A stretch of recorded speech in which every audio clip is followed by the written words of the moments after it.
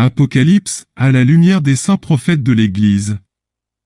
Sommes-nous vraiment arrivés à ces temps, dont parle le livre saint de l'Apocalypse? Ces temps, autant horribles que merveilleux, qui remettront de l'ordre dans ce monde tant égaré. Depuis quelques siècles, plusieurs livres ont paru, annonçant que ces temps étaient sur le point d'arriver. Les auteurs de ces livres sentaient venir comme une odeur d'apostasie, qui est un signe annonciateur de ce temps apocalyptique. Ils croyaient bien pourtant que leur monde avait atteint d'un haut degré de dépravation. Que dirait-il d'une autre maintenant? Le monde peut-il descendre encore plus bas qu'il ne l'est présentement? Je pense qu'il le peut encore, mais pour peu de temps. Cette dégénérescence est sur le point d'atteindre son paroxysme, le tout afin de rendre propice la venue du fond de leurs abîmes spirituels et bestiaux, de la bête et de son faux prophète. À mon avis, nous ressentons que tous les éléments nécessaires se mettent en place pour leur venue funeste. Les grands dirigeants du monde et nombre de gens du peuple désirent leurs arrivées avec grand empressement. Ce que je vous propose dans ce livre, que cette vidéo vous présente, est d'éclaircir ce qui pour certains est si confus dans la compréhension de l'Apocalypse. Ayant étudié le sujet eschatologique, depuis plus de 30 années maintenant, par expérience, se soumettre au livre saint de l'Apocalypse, comme base de toute prophétie est une valeur sûre. Ce que Dieu nous annonce, comme notre futur en ces textes prophétiques, est très détaillé et d'une grande limpidité, surtout quand, éclairé par les prophéties véridiques des saints et saintes de l'Église. C'est le but ultime de mon livre, en liant tous les textes de l'Apocalypse à ceux de différentes prophéties connues et crédibles, le tout alors devient moins obscur, le sens des mots s'imbrique parfaitement dans le déroulement des événements à venir. Le texte de l'Apocalypse est d'une grande pureté, mais notre intelligence a besoin d'être éclairée, pour le mieux comprendre, à la lumière spirituelle de ce qu'ont vu les saints prophètes de l'Église catholique. Le bon ordre établi, des étapes menant vers le jugement dernier, et la venue de la Jérusalem céleste, est pour ainsi dire très simple. En voici un résumé très concis. Dans mon livre, toutes ces étapes sont traitées plus en profondeur, et aussi, des pistes pour mieux comprendre la bête, le faux prophète, la prostituée, et bien d'autres acteurs de cette fin des temps. Première étape, la grande tribulation, accompagnée de la venue de la bête antéchrist et du faux prophète. Deuxième étape, le marquage du chiffre de la bête et persécution des fidèles qui la refuseront.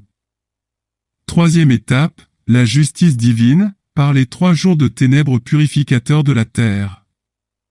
Quatrième étape, l'ère de paix, 1000 ans symboliques, et la grande évangélisation grâce à la seconde Pentecôte.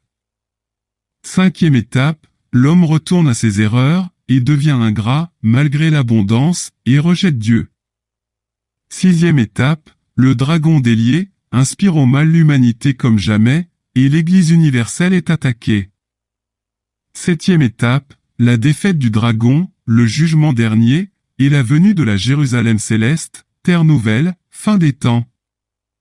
Voilà l'ordre établi, tout simplement dans le texte de l'Apocalypse, et que de nombreux pères, saints et saintes de l'Église catholique ont annoncé, pour les derniers temps du monde. Le sujet des 7 églises de l'Apocalypse est d'une grande importance à comprendre, elles représentent les 7 époques que l'Église catholique traversera selon certains exégètes, soit du commencement de la prédication de notre Seigneur Jésus-Christ sur terre, et jusqu'à la fin des temps. Nous en sommes maintenant rendus à la 5e époque, la 5e église, celle de Sardes est même près de sa fin. Fin qui se passera dans les grandes tribulations et persécutions, par la bête antéchrist et son faux prophète, et par la venue d'un grand monarque saint et victorieux, combattant le mal, avec l'aide de Dieu et de sa puissante armée céleste. Les 7 sceaux, que l'agneau de Dieu notre Seigneur brisera, entamera le début de la toute fin des temps, commencé il y a 2000 ans. Les premiers sceaux feront se lever les 4 cavaliers de l'Apocalypse, chacun ayant un rôle très précis à jouer dans les événements. Contrairement à la croyance populaire, ils ne sont pas tous des ennemis de Dieu, hormis le deuxième, mais des instruments puissants, de la justice de Dieu sur le monde pécheur. Vous le verrez dans quelques chapitres de mon livre, où ce sujet est abordé en détail, à la lumière des saints prophètes et de mes analyses. Le dragon a cette tête qui est Satan, l'ange déchu, cet être représente chaque esprit du mal qui corrompt les hommes. C'est cet esprit maléfique son l'arme puissante entre les mains de Satan, pour dénaturer l'œuvre sainte de Dieu, et toute cette armée, et le dragon lui-même, seront enchaînés pendant 1000 ans dans les enfers, par l'archange Saint Michel, lorsque la bête et le faux prophète seront vaincus, par le grand monarque et l'armée céleste de Dieu. La grande prostituée décrite dans le livre saint de l'Apocalypse, peut ne pas être ce que plusieurs affirment, comme étant la Rome éternelle, la ville aux 7 collines. Plusieurs se plaisant d'affirmer cela, parraine de l'Église catholique.